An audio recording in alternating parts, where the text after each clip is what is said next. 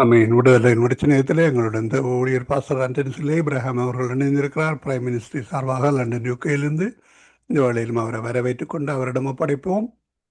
பரிசுத்த ஆவியானவர் அவர் கூடாக இன்றைய நாளிலே எங்களுக்காக எடுத்து வருகிற வசனங்களுக்கூடாக, தீர்க்க தரிசன வசனங்களுக்கூடாக, ஆசீர்வாத வசனங்களுக்காக முன்னதாக நன்றி கூறிக்கொண்டு அவரையும் அவர் குடும்பத்தாரையும் புதிய வாரத்திலும் புதிய நாளிலும் ஆசீர்வதித்து வரவேற்போம்.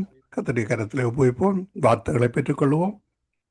விதைக்கப்படுகின்ற வார்த்தைகள் 11 மடங்காக பெருக கர்த்தர் உதவி செய்வாராக, ஆசீர்வதிக்கப்பட உதவி செய்வாராக. இந்த வேளையில் ஊழியரிடம் ஒப்படைப்போம். அவருக்கும் மாலை வணக்கங்களை கூறி வாழ்த்தி வரவேற்போம். Praise the Lord pastor. Praise the Lord. ஆமீன். இணைந்திருக்கிறோம். உங்களிடம் ஒப்படைக்கிறோம். வழி நடத்துங்க பாஸ்டர். God bless you. ஆமீன். Amen. இயேசு கிறிஸ்துவின் இணையற்ற நாமத்தினால் உங்கள் அனைவரையும் வாழ்த்தி வரவேற்கிறேன். கர்த்தர் நல்லவர், நமக்காக மேன்மையாக மகிமையாக யாவற்றையும் செய்து முடித்தார். அவர் நம்மோடு கூட இருக்கிறார். உலகத்தின் சதா காலங்களிலும் கடைசி பரியந்தமும் ஒவ்வொரு நாளும் நம்மோடு கூட இருக்கிறார். நம்ம நடத்துகிற தேவனாயிருக்கிறார். ஆமென். இன்றைய வசனத்துக்காக நன்றி ஆண்டவரே. இந்த வார்த்தைகள் உம்முடையவைகள், இந்த வார்த்தைகள் உயிர்ப்பிக்கிற வார்த்தைகள், எங்களை மறுபடியும் புதுப்பிக்கிற வார்த்தைகள். ஆகவே இந்த வார்த்தைகள் உயிர்ப்பிக்கட்டும், புதுப்பிக்கட்டும், வழி நடத்தட்டும், இயேசுவின் இணையற்ற நாமத்தினால். ஆமென். பிரியமானவர்களே, கவனிப்போம். பிலிப்பியர் 2ஆம் அதிகாரம் 5ஆம் வசனத்திலிருந்து 8ஆம் வசனம் வரைக்கும் வாசிப்போம். இயேசு கிறிஸ்துவில் இருந்த சிந்தையே உங்களிலும் இருக்க கடவுது. அவர் தேவனுடைய ரூபமாயிருந்தும் தேவனுக்கு சமானமாய் இருப்பதை கொள்ளையாடின பொருளாக எண்ணாமல் தம்மை தாமே வறுமையாக்கி அடிமையின் ரூபம் எடுத்து மனுஷர் சாயலானார். அவர் மனுஷ ரூபமாய் காணப்பட்டு மரண பரியந்தமும், அதாவது சிலுவையில் மரண பரியந்தமும் கீழ்ப்படிந்தவராகி தம்மை தாமே தாழ்த்தினார். ஆகவே பிரியமானவரை கவனியுங்கள், இது மிகவும் முக்கியமான ஒரு சத்தியம். இயேசு கிறிஸ்துவாயிருந்தும் பிதாவினுடைய குமாரனாயிருந்தும் அவர் சுயமாக எதையும் செய்யவில்லை. எல்லாவற்றையும் பிதாவின் சித்தப்படி, பிதாவின் வழிநடத்தலின்படிதான் செய்தாரே அல்லாமல் தன்னுடைய சொந்த சித்தப்படியோ, சொந்த தீர்மானத்தின்படியோ, சொந்த விருப்பத்தின்படியோ அவர் செயல்படவில்லை. அப்ப இதே சிந்தைதான் நம்மிலும் இருக்க கடவுது என்று வேதம் நமக்கு சொல்லுகிறது. நாம் எதை செய்வதானாலும் வேதம் என்ன சொல்லுகிறது, வசனம் என்ன சொல்லுகிறது என்பதை அறிந்து செயல்பட வேண்டியது மிகவும் அவசியம். மாத்திரமல்ல, வசனம் மாத்திரமல்ல பிரியமானவர்களே, பரிசுத்த ஆவியானவர் மூலமாய் நாங்கள் நடத்தப்பட வேண்டியது அவசியம். ஆமென். ஏனென்றால் ஒரு பிரச்சனையை தீர்ப்பதற்கு வேதத்திலே பல வழிகள் அல்லது பல ஆலோசனைகள் உண்டு. ஆனால் இந்த வேளையில இதை செய்வதற்கு எது சரியான ஆலோசனை என்பதை பரிசுத்த ஆவியானவர் தான் நமக்கு சொல்லித்தர வேண்டும். கவனியுங்கள், திரளான ஜனங்கள் இயேசுவை நோக்கி வருகிறார்கள். ஆனால் இயேசுவோ அவர்களை பார்த்துவிட்டு, திரளான ஜனங்கள், நான் அவர்களை தேடி போக வேண்டிய சூழ்நிலையில் இருக்கும் பொழுது அவர்கள் என்னை தேடி வந்திருக்கிறார்கள் என்று சொல்லி அந்த இடத்திலே அவர் ஊழியம் செய்யவில்லை. மாறாக, நான் அடுத்த டவுனுக்கு செல்ல வேண்டும் என்று சொல்லி அவர் அடுத்த டவுனுக்கு கடந்து செல்லுகிறார். அதற்கு முற்பகுதியை நாங்கள் வாசித்து பார்ப்போமானால், அவர் அதிகமாய் ஜெபிக்கிறவராய், தேவ வழி நடத்தலை பெற்றவராய் இருக்கிறார். அப்போ ஒவ்வொரு காரியத்துக்கும் நாங்கள் தேவ வழி நடத்தலை பெற்று செயல்பட வேண்டியவர்களாய் இருக்கிறோம். ஆமென். எங்களுடைய சுய இஷ்டத்தின்படி அல்ல, சித்தத்தின்படி அல்ல, அல்லது முன்னாடி தேவன் இப்படித்தானே நடத்தினார், அப்ப இப்பொழுதும் அப்படித்தான் நடத்துவார் என்பதும் அல்ல. ஏனென்றால் இயேசுவை கூட நாங்கள் பார்க்கிறோம். அவர் கண் இல்லாதவர்களுக்கு, பார்வை இல்லாதவர்களுக்கு பார்வை அளிக்கிறார். ஆனால் அவர் ஒரே மாதிரி என்ன செய்யவில்லை, எல்லாருக்கும் செய்யவில்லை. நான் கூட அநேகம் பேருக்கு ஜெபிக்கிறேன், ஆனால் ஒரே வழிநடத்தல் இல்லை. பல வழிநடத்தலை தேவன் என்ன செய்கிறார், காண்பிக்கிறார். ஆகவே மிகவும் அவசியம் அந்த சூழ்நிலையிலே சேம் சிச்சுவேஷனா இருந்தாலும் தேவன் என்ன சொல்லுகிறார் என்பதை அறிந்து செயல்பட வேண்டியது அவசியம். மோசையை பார்க்கிறோம். மோசே முதலாவது மலையிலே அடித்து அதன் மூலமாய் தண்ணீரை பெற்றுக் கொடுக்கிறார். நீ மலைக்கு அடி, அப்பொழுது அதிலிருந்து தண்ணீர் வரும் என்று தேவ ஆலோசனையை பெற்று அப்படியாய் செய்கிறார் என்று பார்க்கிறோம். ஆனால் அதே சூழ்நிலை வரும் பொழுது மறுபடியும் இஸ்ரவேல் ஜனங்களுக்கு தண்ணீர் தேவையாக இருக்கும் பொழுது, இப்பொழுது தேவனுடைய வழிநடத்தல் எப்படி இருக்கிறது என்று சொன்னால், மலையோடு பேசு என்று சொல்லுகிறார். ஆகவே நம்முடைய வாழ்க்கையிலே தேவ ஆலோசனையை அறிந்து செயல்படுவதுதான் வெற்றியுள்ள ஒரு கிறிஸ்தவ வாழ்க்கையை நமக்கு கொண்டு வரும். ஆனால் அந்த ஆலோசனைக்கு விரோதமாக மோசே செயல்பட்ட பொழுது மோசேக்கு அது மரணத்தை கொண்டு வந்தது.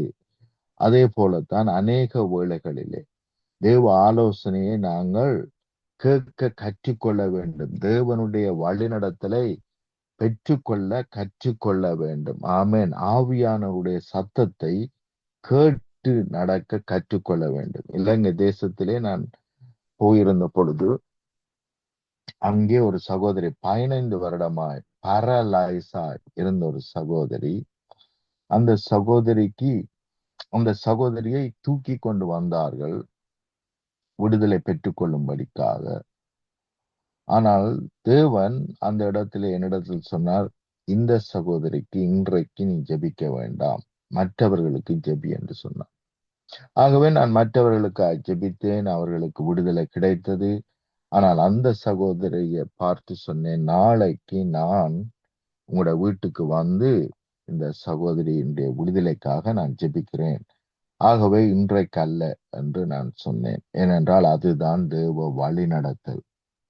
ஆனால் நான் வீட்டுக்கு போய் ஏன் ஆண்டவரை இப்படி சொன்னீர் என்று நான் கேட்கும் பொழுது ஆவியானவர் எனக்கு சொன்னது, நீ இன்றைக்கு அந்த சகோதரி மேல் கை வைத்திருப்பாயானால் அந்த சகோதரி அழுது குளறி பெரிய படம் காட்டி எல்லாருடைய விசுவாசத்தையும் குழப்பி இருப்பார். ஆகவேதான் இன்றைக்கு பண்ணாதே என்று சொன்னேன் என்று தேவன் தெளிவாக பேசினார். ஆகவே மிகவும் முக்கியம் பிரியமானவர்களே, சரியாய் நாங்கள் செயல்பட வேண்டியது அவசியம். அப்போஸ்தலர்கள் போய் என்ன செய்கிறார்கள்? பிசாசினால் பாதிக்கப்பட்ட இளம் பையனுக்கு ஜெபிக்கிறார்கள். அங்கே பார்க்கிறோம், அந்த ஆவி அவனை தள்ளி விடுகிறது, அலக்களிக்கிறது. அவன் நெருப்பிலும் தண்ணீரிலும் விழுகிறவனாய் அங்கே காணப்படுகிறான் என்று தகப்பனார் சொல்லுகிறார். அப்படியாக செயல்பட்டபடியினால் அப்போஸ்தலர்களுக்கு இருந்த அந்த விசுவாசமே அவர்களை விட்டு போய்விட்டது. தகப்பனார் இயேசுவினிடத்தில் வந்து, உம்முடைய அப்போஸ்தலர்களிடத்திலே சீஷர்களிடத்திலே நான் என்னுடைய மகனை அழைத்து வந்தேன், ஆனால் அவர்களால் விடுதலையாக்க முடியவில்லை. ஆகவே ஏதாவது செய்யும் என்று அவர் கேட்கிறார். அதற்கு இயேசு, விசுவாசம் உள்ளவனாயிரு, விசுவாசிக்கிறவனுக்கு எல்லாம் கூடும் என்று அங்கே சொல்லுகிறார். அப்படியாக சொல்லி அவனை விடுதலை ஆக்கினது மாத்திரமல்ல, அப்போஸ்தலர்கள் வந்து கேட்கிறார்கள், ஏன் எங்களால் விடுதலை ஆக்க முடியாமல் போயிட்டு?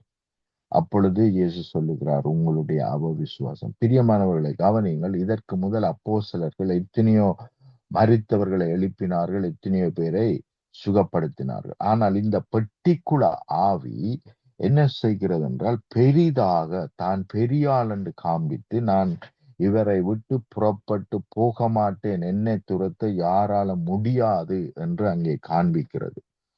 ஆகவே அவர்கள் என்ன செய்து விட்டார்கள்? அது காண்பிக்கிறதை பார்த்து, அப்படியானால் எங்களால் கூடாது, முடியாது என்று அவர்கள் முடிவெடுத்து விட்டார்கள். ஆனால் இயேசு சொல்லுகிறார், உங்களுடைய அவவிசுவாசத்தினால் இதை துரத்த முடியாமல் போயிட்டு. அந்த அவவிசுவாசத்தை கொண்டு வந்தது அந்த பிசாசனுடைய அக்ரெசிவ்னஸ். அது அக்ரெசிவாய் கிரியை செய்தபடினால் அப்போஸ்தலர்கள் நினைத்தார்கள், இதை துரத்த முடியாது என்று நினைத்தார்கள்.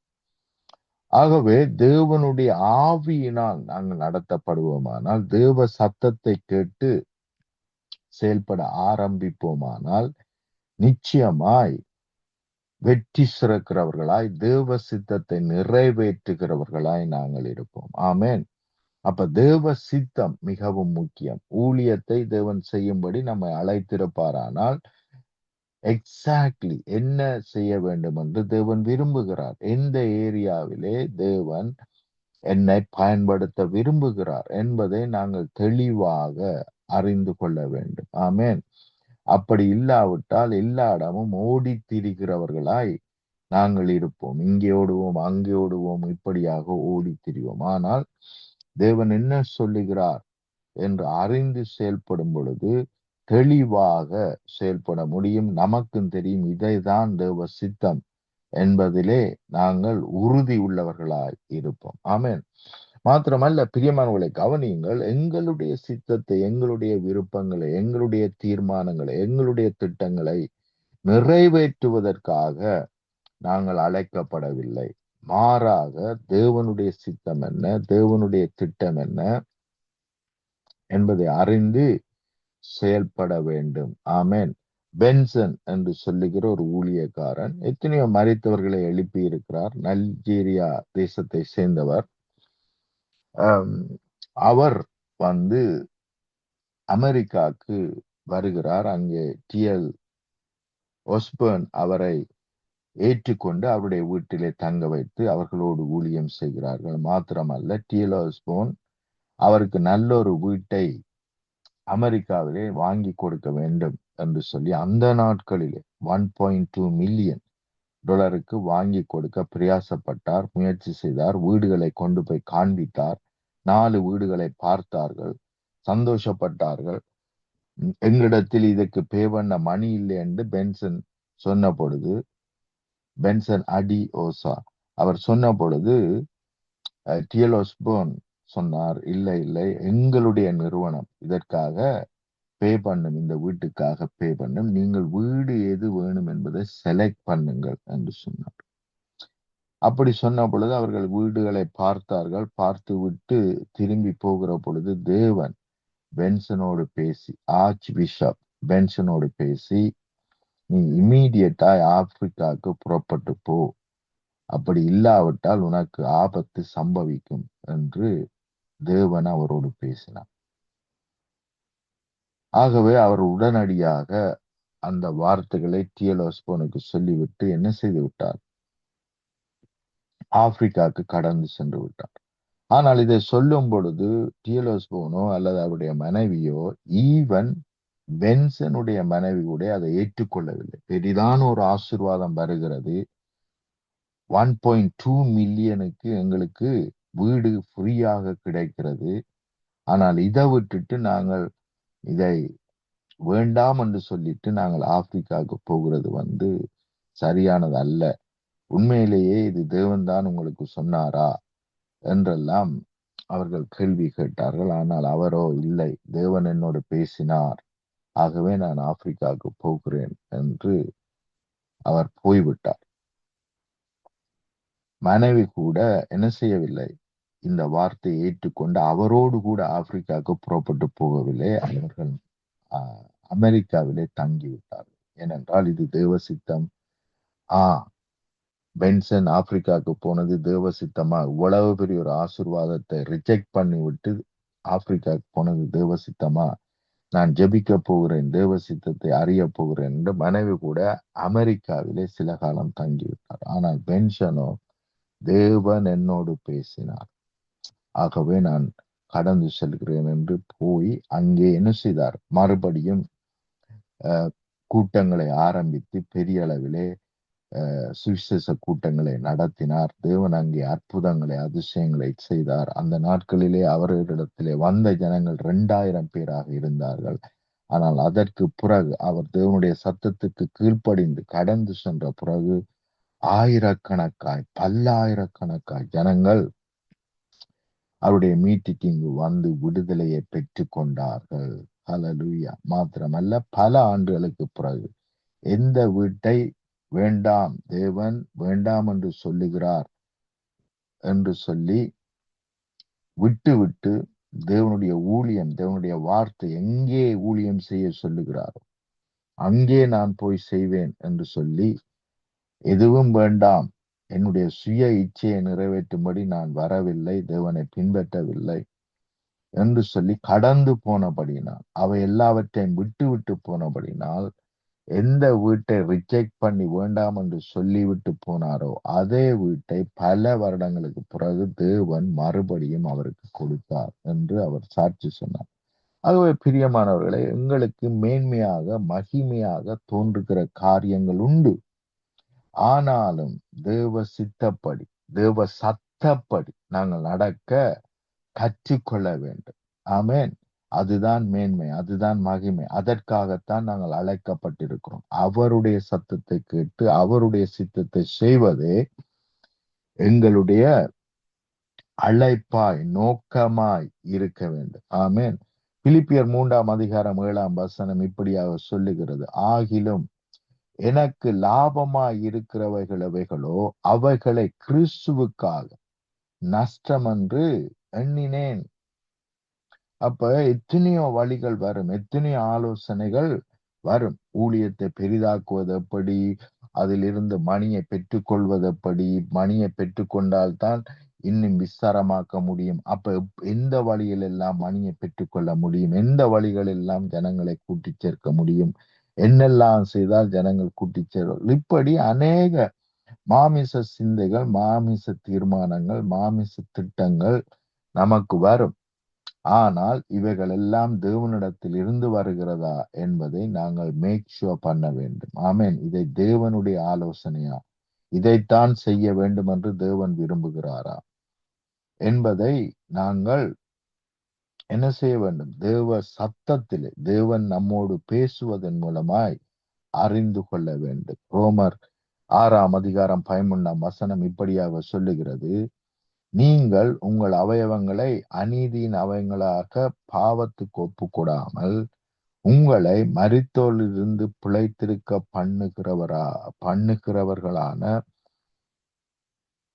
தேவனுக்கு ஒப்பு கொடுத்து உங்கள் அவயவங்களை நீதிக்குரிய அவயவங்களாக தேவனுக்கு ஒப்பு கொடுங்கள் என்று சொன்னால், தேவ சித்தத்தை மாத்திரம் செய்யும்படி நம்முடைய ஆவி ஆத்மா சரீரத்தை ஒப்பு கொடுக்க வேண்டும் என்று இவர் சொல்லுகிறார். தேவ சித்தம் நாங்கள் செய்யாமல் நம்முடைய சுய சித்தம் செய்வோமானால் அது பாவம் என்று எண்ணப்படும். நம்முடைய அவயவங்கள், நம்முடைய சிந்தை, நம்முடைய நடத்தைகள், நம்முடைய கிரிகைகள், இவைகள் எல்லாம் தேவ சித்தம் செய்யும்படியே நாங்கள் அழைக்கப்பட்டிருக்கிறோம். இவைகள் எல்லாம் தேவ சித்தத்தை செய்ய வேண்டும். ஆமென். நம்முடைய சுய யுத்தத்தை செய்யும்படி தேவன் நம்மை அழைக்கவில்லை. இன்னும் சில வார்த்தைகளை பார்ப்போம். 1 கொரிந்தியர் 6:19-20 இப்படியாக சொல்லுகிறது, உங்கள் சரீரமானது நீங்கள் தேவனாலே பெற்றும் உங்களில் தங்கியும் இருக்கிற பரிசுத்த ஆவியானவருடைய ஆலயமாய் இருக்கிறது என்றும் நீங்கள் உங்களுடையவர்கள் அல்ல என்றும் அறியீர்களா? நாங்கள் சுயமாய் தீர்மானம் பண்ணி திட்டம் பண்ணி செய்வதற்கு நாங்கள் எங்களுக்குரியவர்கள் அல்ல. அல்லேலூயா. பேதுரு 3 தரம் மறுதலித்தான், 3 தரம் இயேசுவை மறுதலித்தான் என்றுதான் நாங்கள் அநேக வேளைகளில் நினைக்கிறோம். அப்படி அல்ல. பல முறை பேதுரு மறுதலித்திருக்கிறார். பேதுரு ஜெபம் பண்ணி கொண்டு இருக்கும் பொழுது அங்கே என்ன செய்கிறார்? 3 தரிசனத்தை காண்கிறார். அந்த தரிசனத்தை காண்கிறார். அந்த தரிசனத்திலே 3 வாட்டி எல்லா விதமான மிருகங்களும் நிறைந்த ஒரு பாஸ்கெட், ஒரு கூடை வந்து இறங்குகிறது. தேவ சத்தம் அவரை நோக்கி வருகிறது. அப்போஸ்தலர்களிலே நாங்கள் வாசிக்கிறோம், தேவ சத்தம் அவரை நோக்கி வருகிறது, அடித்து புசி என்று சொல்லும் பொழுது அவர் சொல்லுகிறார், இல்லை. மறுபடியும் அதே வார்த்தை வருகிறது, அடித்து புசி. இல்லை, இது எனக்கு அருவருப்பு, அடித்து புசி. அப்ப 3 தரம் மறுபடியும் தேவன் பேசும் பொழுது மறுபடியும் பேதுரு என்ன செய்கிறார்? அதை டினாய் பண்ணுகிறார், அதை ஏற்றுக்கொள்ளவில்லை. இப்படியாக அநேக வேளைகளிலே தேவனுடைய வார்த்தை வரும் பொழுது நாங்கள் ஏற்றுக்கொள்ளாமல் இருக்கிறோம். ஆனால் எங்களுடைய சுய எண்ணங்களை, திட்டங்களை விட்டுவிட்டு தேவன் சொல்வாரானால் அதை அப்படியே செய்ய வேண்டியது நம்முடைய கடமை. தேவன் சொல்லி இருப்பாரானால், நான் கனடாக்கு என்னை கூட்டிக் கொண்டு போம் ஆண்டவரே என்று நான் ஜெபித்துக் கொண்டு இருக்கும் பொழுது தேவன் புறப்பட்டு போ என்று சொல்லி ஆப்பிரிக்கா தேசத்துக்கு என்னை அனுப்பி வைத்தார். முழுமையாய் கீழ்ப்படிந்து நான் ஆப்பிரிக்கா தேசத்துக்கு கடந்து சென்றேன். பிரியமானவர்களை, இப்படியாய் நாங்கள் செயல்படும் பொழுது ஆவியானவர் இன்னும் அதிகமாய் எங்களோடு பேசி எங்களை நடத்துவார். ஆமென். அநேக வேளைகளிலே ஆவியானவரே எங்களை நடத்தும் என்று சொல்லிவிட்டு நாங்கள் சுய இஷ்டத்தின்படி, சித்தத்தின்படி நாங்கள் நடக்கிறோம். அது மிகவும் தவறு. நம்முடைய சித்தத்தை செய்யும்படி நாங்கள் அழைக்கப்படவில்லை. இயேசு கிறிஸ்து பிதாவின் சித்தப்படி வந்தார், பிதாவின் சித்தப்படி பேசினார், பிதாவின் சித்தப்படியே அற்புதங்களை செய்தார். அவர் சொல்லுகிறார், பிதா செய்கிறதை நான் பார்த்து அதையே நான் செய்கிறேன். ஆமென். சுயமாய் நான் எதையும் பேசவில்லை. அநேக வேளைகளிலே அநேக வார்த்தைகளை நாங்கள் சுயமாக பேசுகிறோம். எசாயாவிலே வாசிக்கிறோம், சுயமான வார்த்தைகளை, எங்களுடைய சொந்த வார்த்தைகளை நாங்கள் பேசக்கூடாது. அநேக வேளைகளிலே நாங்கள் பேசுகிறோம், அநேக வார்த்தைகளை பேசுகிறோம். அளந்து சரியாக என்னத்தை பேச வேண்டும், நான் பேசுவதனால் என்ன சம்பவிக்கும், நான் பேசுவதின் நோக்கம் என்ன, என்னத்தை உருவாக்க வேண்டும் என்பதற்காக நான் பேசுகிறேன், என்ன அற்புதம் நடக்க வேண்டும், என்ன அதிசயம் நடக்க வேண்டும், என்ன மாறுதல் உருவாக வேண்டும் என்பதற்காக நான் பேசுகிறேன் என்பதை அறிந்து பேச வேண்டும். சும்மா பேசக்கூடாது. ஆனால் அநேக வேளைகளிலே நாங்கள் அப்படியாக பேசுகிறோம். கவனிங்கள், கலாத்தியர் 2 அதிகாரம் 20வது வசனம், கிறிஸ்துவோடு கூட சிலுவையில் அறையப்பட்டேன், ஆயினும் பிழைத்திருக்கிறேன். இனி நான் அல்ல, கிறிஸ்துவே எனக்குள் பிழைத்திருக்கிறார். நான் இப்பொழுது மாமிசத்தில் பிழைத்திருக்கிறதோ என்னில் அன்பு கூர்ந்து எனக்காக தம்மை தாமே ஒப்பு கொடுத்த தேவனுடைய குமாரனை பற்றும் விசுவாசத்தினாலே, அந்த விசுவாசத்துக்காகவே, அந்த விசுவாசத்தின்படி செயல்படுவதற்காகவே பிழைத்திருக்கிறேன். அல்லேலூயா. அப்ப நாங்கள் ஒவ்வொருவரும் தேவ சித்தத்தை நிறைவேற்றும்படிக்கு பிழைத்திருக்கிறோம். நம்முடைய சரீரம் தேவனுடைய ஆலயமாய் இருக்கிறது. அப்ப நம்முடைய சரீரம் தேவ சித்தத்தை செய்ய வேண்டியதா இருக்கிறது. நம்முடைய சுய இஷ்டத்தை அல்ல, சித்தத்தை அல்ல, திட்டங்களை அல்ல, தீர்மானங்களை அல்ல. ஆமென். ஆகவே ஆவியினால் நடத்தப்பட வேண்டியது அவசியம். பிரியமானவர்களை, அதிகமாய் வாஞ்சியுங்கள். தேவ ஆவியினால் நடத்தப்படும்படி வாஞ்சியுங்கள். அதற்காக அதிகமாய் ஜெபியுங்கள். ஏனென்றால் தேவ ஆவியினுடைய சத்தத்தை கேட்க ஆரம்பிப்போமானால் எல்லாமே தெளிவாக இருக்கும், தெளிவாக செயல்பட முடியும். ஊழியத்திலே நிச்சயம் இருக்கும். தேவ பிள்ளைகள் ஆகிய நம்முடைய வாழ்க்கையிலே நாங்கள் எடுக்கிற முடிவுகள் எல்லாவற்றிலும் நிச்சயம் இருக்கும். அந்த இடத்திலே தேவனுடைய கிரிகையை நிச்சயமாய் காண்போம். அநேக வேளைகளிலே நாங்கள் எடுக்கிற முடிவுகளிலே நிச்சயம் இல்லாமல் இருக்கிறபடினால், தேவ சத்தத்தை கேட்காமல் எடுக்கிற முடிவுகளினாலே அதிக அழிவுகளை நாங்கள் பெற்றிருக்கிறோம், அநேகர் பெற்றிருக்கிறோம். என்னுடைய வாழ்க்கையிலும் அனுபவம் உண்டு, அநேக ஊழியக்காருடைய வாழ்க்கையிலும் அப்படியான அனுபவங்கள் உண்டு. தேவனிடத்திலே ஆலோசனை பெறாமல், தேவ சத்தத்துக்காக காத்திருக்காமல், இது நன்மைதானே, செய்யலாம் தானே, இது நன்மைதானே பயக்கும், இது நன்மையைத்தானே, மற்றவர்களுக்கு நன்மை செய்வதற்காகத்தானே நான் இந்த தீர்மானத்தை கொண்டு வருகிறேன், திட்டத்தை கொண்டு வருகிறேன் என்று அநேக வேளைகளில் நாங்கள் நினைக்கிறோம். ஆனால் அதற்கு பின்னாலே என்ன செயல்பாடு இருக்கிறது என்பதை அறியாமல் இருக்கிறோம். பேதுரு சொல்லுகிறார், இல்லை, இது உங்களுக்கு சம்பவிக்க கூடாது என்று இயேசுவிடத்திலே சொன்ன பொழுது இயேசு சொல்லுகிறார், அப்பாலே போ சாத்தானே, நீ தேவனுக்குரியதை சிந்திக்காமல் நீ மனுஷருக்குரியதை சிந்திக்கிறாய்.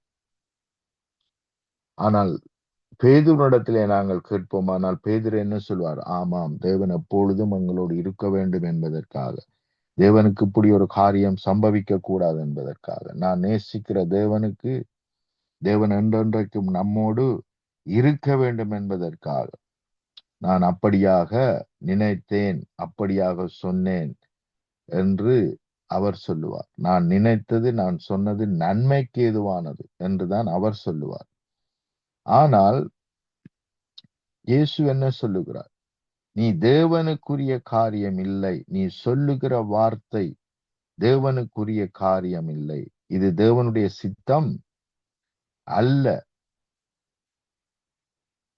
இது பிசாசினால் உண்டாயிருக்கிறது, எனக்கு நீ இடறல் உண்டாக்கினாய் என்று இயேசு பேதுருவை கடிந்து கொள்ளுகிறார். மாத்திரமல்ல, அவர் சொல்லும் பொழுது வாசிப்போம், மத்தேயு 16ஆம் அதிகாரம்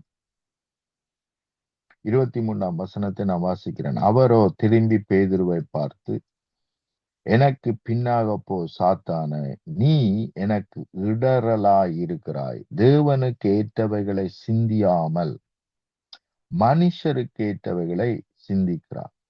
மனுஷருக்கு ஏற்றவைகளை. அப்ப அநேக வேளைகளிலே எங்களுடைய தீர்மானங்களும் திட்டங்களும் எப்படி வருகிறது? மனுஷருக்கு ஏற்றவைகளை செய்யும்படியாக வருகிறது. அப்ப மனுஷருக்கு ஏற்றவைகளை சிந்திக்கிறார் என்றார். அப்பொழுது இயேசு தம்முடைய சீசர்களை நோக்கி, ஒருவன் என்னை பின்பற்றி வர விரும்பினால் அவன் தன்னைத்தான் வெறுத்து தன் சிலுவை எடுத்துக்கொண்டு என்னை பின்பற்ற கடவன். அப்ப தன்னைத்தான் வெறுத்தென்றால் அவனுடைய அர்த்தம் என்ன? தன்னுடைய தீர்மானங்கள், தன்னுடைய திட்டங்களை வெறுத்து தேவ சித்தத்தை, தேவ திட்டத்தை நிறைவேற்றும்படி ஒப்பு கொடுத்தவனாய் வர வேண்டும். என் சிலுவையை எடுத்துக்கொண்டு, தன் சிலுவையை எடுத்துக்கொண்டு என்னை பின்பற்ற கடவன். அப்ப இந்த தன் சிலுவை என்பதை நான் முன்னாடியும் வாசித்திருக்கிறேன், உங்களுக்கு விளங்கப்படுத்தியிருக்கிறேன். சிலுவை என்றாலே மரணம் என்ற அர்த்தம். அப்ப தன் சிலுவை, அவனுடைய மரணம். அந்த மரணம் என்ன சொல்லுகிறது? நான் மரித்தேன், இனி நான் அல்ல, கிறிஸ்துவே எனக்குள் ஜீவிக்கிறார் என்கின்ற சிந்தை உடையவர்களாய் நாங்கள் இருக்க வேண்டும். அனிதினமும் இனி நான் அல்ல, இனி என்னுடைய சித்தம் அல்ல, என்னுடைய விருப்பம் அல்ல, என்னுடைய செயல்பாடுகள் அல்ல, தேவனுடைய திட்டம், தேவனுடைய சித்தமே அனுதினமும் என்னுடைய வாழ்க்கையில நிறைவேற்றும்படி அனுதினமும் நான் என்னை ஒப்பு கொடுத்தவனாய், இந்த வசனத்தை தியானிக்கிறவனாய், நினைக்கிறவனாய் இருக்க வேண்டும். தன் ஜீவனை ரட்சிக்க விரும்புகிறவன் அதை இழந்து போவான். எப்படியாவது கிரியைகளை செய்து, அப்படி கிரியை செய்து, இப்படி கிரியை செய்து எல்லாவற்றையும் மீட்டு கொள்ளலாம் என்று நான் சுயத்திலே பிளான் பண்ணினால் அவன் இழந்து போவான். என் நிமித்தம் தன் ஜீவனை இழந்து போகிறவன் என்று சொன்னால், என்னுடைய தீர்மானங்கள், திட்டங்கள் எல்லாவற்றையும், ஜீவனுக்காக நான் பிரயாசப்படுகிற எல்லாவற்றையும் நான் இழந்து போனால், ஜீவனுக்காக என்னத்தை பிரயாசப்படுவேன்? நல்லா உழைக்க வேண்டும் என்று பிரயாசப்படுவேன், நல்லாக வாழ வேண்டும் என்று பிரயாசப்படுவேன், நல்ல வீடு, நல்ல வாகனம், நல்ல வசதியோடு வாழ வேண்டும், இதெல்லாம் நான் ஜீவனுக்காக பிழைக்க வேண்டும் என்று விரும்புகிற காரியங்கள். ஆனால் இதை நான் இழந்து போனால், இதை நான் அற்பமாக, குப்பையாக எண்ணி, தேவனுடைய தீர்மானம், தேவனுடைய திட்டங்களே மேன்மையானவைகள், நான் நினைப்பதை பார்க்கலும், நான் வேண்டுவதை பார்க்கலும் மிகவும் மேன்மையான திட்டங்களோடு, தீர்மானங்களோடு தேவன் என்னை அழைத்திருக்கிறார். ஆமேன். இவைகள் எல்லாம் அற்பமான காரியங்கள். இதை விட மேன்மையான அழைப்பினால் தேவன் நம்மை அழைத்திருக்கிறார். ஆமேன். தன் ஜீவனை ரட்சிக்க விரும்புகிறவன் அதை இழந்து போவான். என் நிமித்தமாக தன் ஜீவனை இழந்து போகிறவன் அதை கண்டடைவான். ஆமேன். அதை கண்டடைவான், பெற்றுக்கொள்வான்.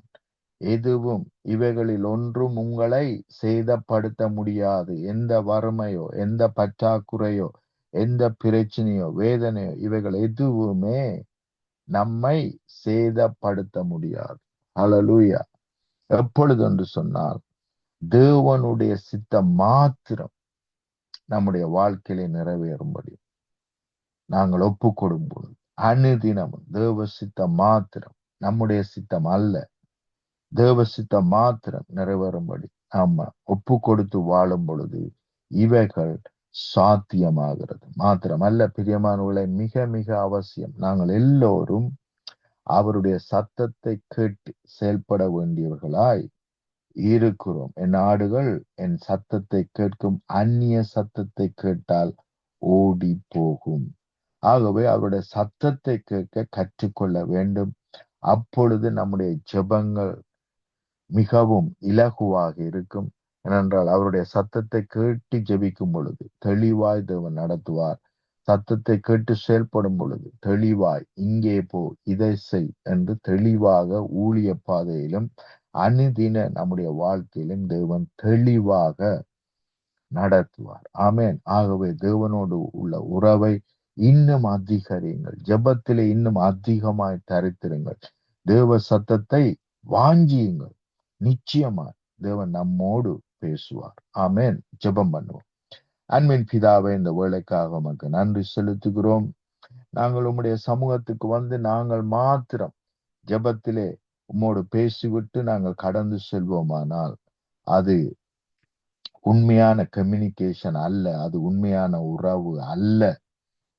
நாங்களும் பேசுகிறோம், நீரும் நமக்கு பதிலளித்து நீரும் நம்மோடு பேசும் பொழுதுதான் அவைகள் உண்மையான உறவாக, உண்மையான கம்யூனிகேஷனாக இருக்கிறது. ஆகவே இன்று நாள் முதல் உம்மோடு பேசுகிற ஒவ்வொரு பிள்ளைகளோடும் நீர் பேசுவீராக. பிள்ளைகள் தாங்கள் பேசின பிறகு உம்முடைய வார்த்தைக்காக தரித்திருப்பார்களாக, உம்முடைய சத்தத்தை கேட்கும்படி வாஞ்சிப்பார்களாக, உம்முடைய சத்தத்தை கேட்டு நடக்கத்தக்கதாக செவிகள் திறக்கப்படுவதாக, உம்மை காணும்படியாக கண்கள் திறக்கப்படுவதாக, வார்த்தைகள் இவர்கள் ஒவ்வொருவரோடும் பேசட்டும், கட்டட்டும், நாட்டட்டும், எழுந்து பிரகாசிக்க பண்ணட்டும். இயேசுவின் இணையற்ற நாமத்தினால் ஆமேன், ஆமேன், ஆமேன். ஆமீன், ஆமீன். கர்த்தருடைய சத்தம் கேட்டு சித்தம் செய்ய கர்த்தர் உதவி செய்வாராக. கர்த்தர் அவர்களோடு அளவளவை வழி நடத்துவாராக. அதே போல உங்களுடனும் வழி நடத்துவாராக. கர்த்தருடைய கரத்திலே ஒப்புவிக்கிறோம் பாஸ்டர். வார்த்தைகளை கேட்டுக்கொண்டிருந்த ஒருவர் சார்பிலும் ஒருவரை கேட்கப் போகின்ற யூடியூப் கூட, ஃபேஸ்புக் கூட, ட்விட்டர் கூட பார்க்க போகின்ற கேட்கப் போகின்ற ஒரு சார்பிலும் வாழ்த்துகிறோம், ஆசீர்வதிக்கிறோம். கர்த்தருடைய கரத்திலே ஒப்புவிப்போம். உங்கள் குடும்பத்தாரையும் கர்த்தர் ஆசீர்வதித்து வழிநடத்துவாராக. கர்த்தரை சித்தமான நாளிலே திரும்பமாக சந்திப்போம். அதுவரையும் தேவசமாத கூறுகிறோம், வாழ்த்துகிறோம், ஆசீர்வதிக்கிறோம். God bless you, Pastor. Amen, amen. We are blessed. ஆமேன். அருமையானவர்களை, இதுவரை நேரம் எங்களுடன் தேவ ஊழியர் பாஸ்டர் ஆண்டனி இப்ராஹிம் அவர்கள் லண்டன் யூகேயிலிருந்து இணைந்து கர்த்தருடைய வார்த்தையில் எடுத்து வந்து விதைத்தார். கர்த்தர் தாமே அவருடனும் கூட இருந்து ஆசீர்வதித்து வழிநடத்துவாராக. கர்த்தருடைய கரத்திலே ஒப்புவிப்போம். ஆமேன், ஆமேன். நன்றிகளையும் வாழ்த்துக்களையும் கூறுவோம்.